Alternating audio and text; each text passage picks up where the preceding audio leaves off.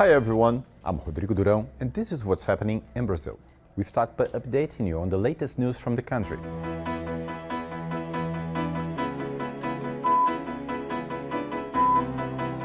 The son of former President Jair Bolsonaro, Carlos Bolsonaro, was indicted on suspicion of using Brazilian intelligence agency to spy political rivals. The investigation started in the first year of Lula's administration to investigate evidence that the agency has been illegally rigged and used by the former president in suspicious espionage activities. Investigators concluded that Jair Bolsonaro was the criminal mastermind of the operation. He denies the accusations. Brazilian oil company Petrobras won auctions to drill in environmental fragile areas in the Amazon. Despite pressure from environmentalists, indigenous people and oil workers, Petrobras won 10 oil and gas exploration blocks in the Amazon basin on Tuesday. The company will operate alongside oil giants ExxonMobil. The initiative is harshly opposed by the Brazilian Environmental Institute that did not concede permission for the drill because of the risks of contamination and oil leaks. Lawmakers are likely to veto Lula's proposal to tax the rich. The government planned to collect an extra $4 billion with a tax that would affect only 1% of the richest people in the country, but faced strong opposition from right-wing legislators that defend the mega rich. The vote should take place in 2 weeks' time, and if the government plan is indeed vetoed, the sector likely to be financially affected is education. Pressure is mounting to Brazilian government to cut ties with Israel because of the killing in Gaza and the aggression against Iran. On the weekend, thousands took the streets of São Paulo demanding a strong diplomatic gesture from Lula's government. The president already criticized in harsh terms the genocide in Gaza and was a dissonant voice at G7 meeting in Canada, when he was one of the few leaders not to endorse Israel attacks in Iran. Despite all that, Brazil still has significant trade with Tel Aviv, being Israel's main commercial partner in the American continent, besides the United States.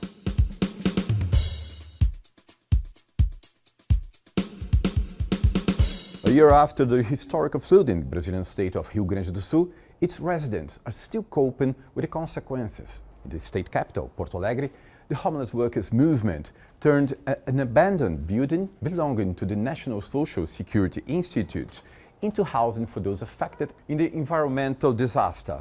Amidst the delay in getting aid programs off the ground, the initiative proposes transforming empty buildings into housing for the low-income workers.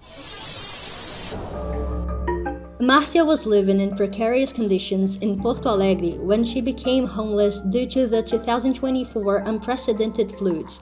With her 3 children, she found shelter in the INSS building occupied by the homeless workers movement, the MTST, to house affected families. I lived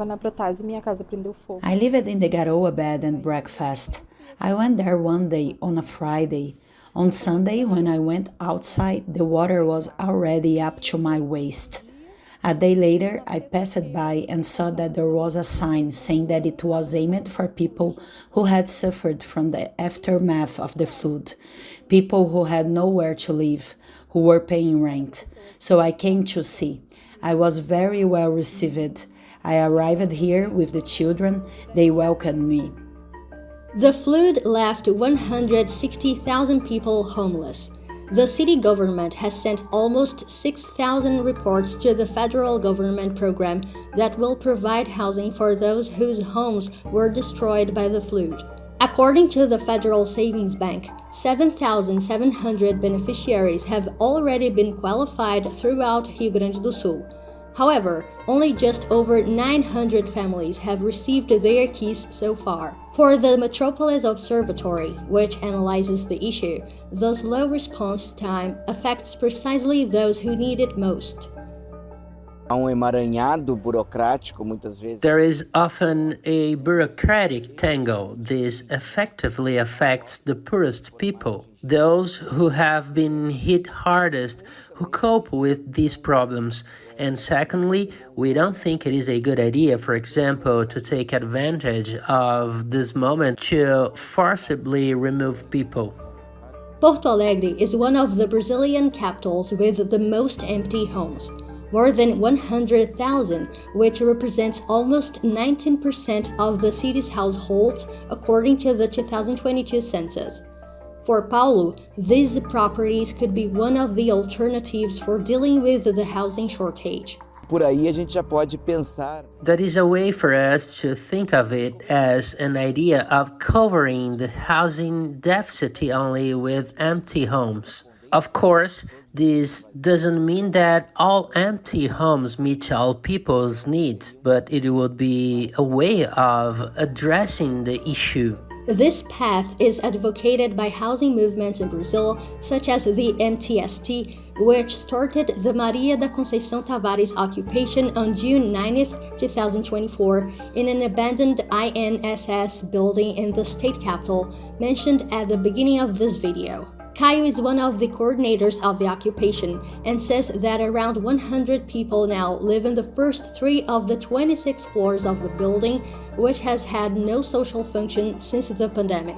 In the occupation, which turns 1 year old this month, each family has a bedroom and shares living rooms, a library, a cafeteria, a kitchen, a playroom, a laundry room, and bathrooms. The electricity comes from a generator and runs a few hours a day. Management is collective. Everyone takes part in work schedules and follows the rules of coexistence defined in an assembly, a method that will probably continue after the definitive conquest. O MTST, quando ele faz a ocupação desses prédios, When the MTST occupies these buildings, it does so on the basis of what Brazil's constitution states, that if a property does not fulfill its social function, it must be expropriated and transformed into a school, a nursery, housing.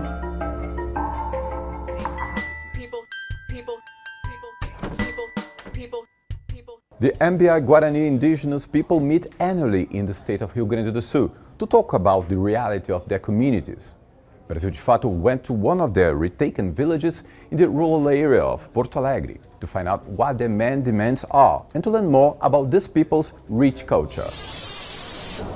For the Mbyá Guarani people, the word tecoa means a place of good living or place of being. That is an increasingly scarce space for this indigenous ethnic group, which, before the arrival of the Europeans, knew no fences and thrived wandering across different territories in the south and southeast of Brazil. In order to preserve their culture and the few remaining areas of native forest they call home, in recent years, the Mbyá Guarani people have been reclaiming their ancestral territory. One of them is Tecoa Igerê, an area retaken from Ponta do Arado in the southern portion of Porto Alegre. The former Arado Velho farm was occupied in June 2018. It was there that Brasil de Fato spoke with indigenous leader Timóteo Caraimirim about the main demands of his people, which held a meeting this year to discuss their current reality. Primeiramente na Guarani, né, porque First of all, we want our indigenous village back because that's where all our work will start, our culture, our language, all of that. We are going to decide everything right there. We are going to have a little prayer house and learn to pray, teach children. That's where we learn everything. That's why we really need our land to be demarcated, at least a piece of it. That's what we talked about here. Demarcation that the 5 families currently living in Ponta do Arado have been waiting for almost 7 years. They endure constant threats and deal with a precarious structure and land access. The families won provisional possession of the area in the courts and a determination that the National Foundation for Indigenous Peoples create a working group for identification studies. This bureaucracy for the Guarani people is yet another form of white violence against their way of being. eu queria saber também por quê. The white people made the law, right?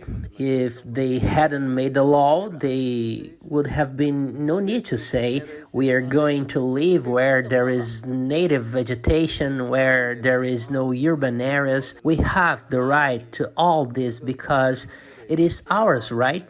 Because nobody works to make plants, all the stuff, the land, but our God, he did it. The Mbyá Guarani meeting brought together dozens of Tecoás in the municipality of WHIB. In addition to the issue of land demarcation, they highlighted the weakening of their culture by urbanization, the prejudice they suffer in society, and the need for public policies to resolve the precarious health and housing situation, the lack of drinking water and sanitation, and the lack of infrastructure in the few schools the indigenous territories have. The coordinator of the Indigenous Missionary Council in southern Brazil, Roberto Liebgott, attended the meeting. He explains the historical deterritorialization of indigenous people in Rio Grande do Sul. As poucas áreas demarcadas foram áreas. The few areas that have been demarcated have been areas the state defined, but which are undergoing a process of dispossession and misuse of the land through a system of leasing territories. So you have an environment where there is land being demarcated, but the usufruct is limited to indigenous peoples.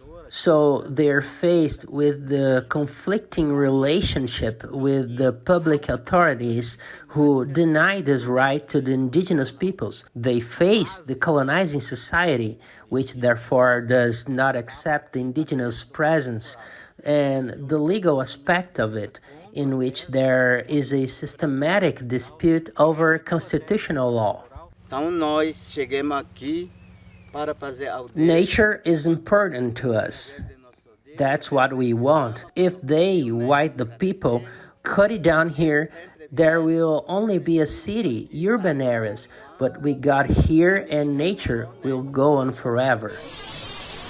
Did you like the show? So hit the like button and share it with your friends.